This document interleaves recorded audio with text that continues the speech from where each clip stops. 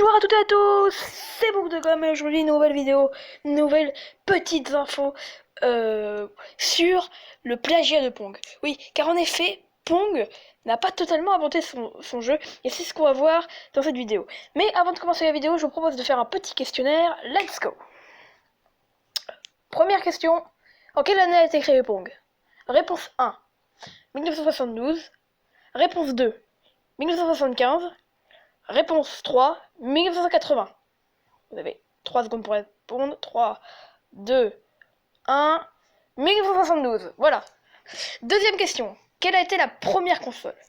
La NES, la Master System ou la Magnavox Odyssey? Vous avez encore une fois 3 secondes pour répondre.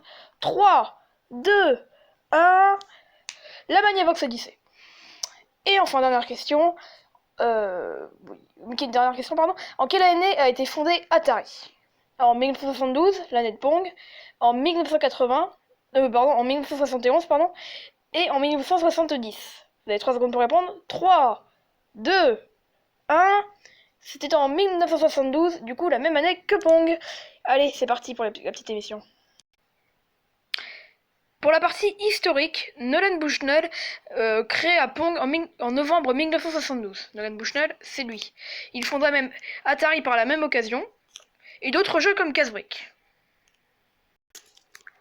La Magnavox, elle, a été commercialisée en septembre 1973. Voilà son look. Elle possédait un seul et unique jeu déjà présent dans la machine, tennis. On peut voir l'image. Nolan Bushnell joua à ce tennis et eut l'idée de faire Pong.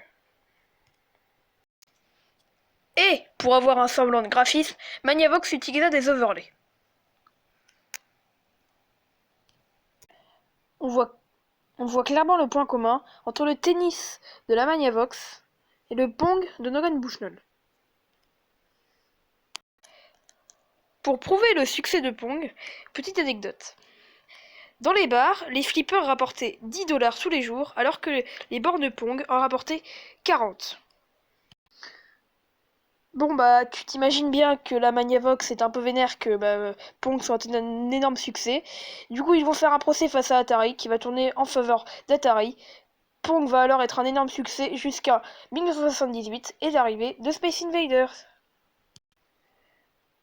Bon allez, moi je vous dis à très vite chez Book2Come. Le prochain épisode de Les Petites Infos sera sur notre ami abyssal, le Blobfish. Allez, tchuss!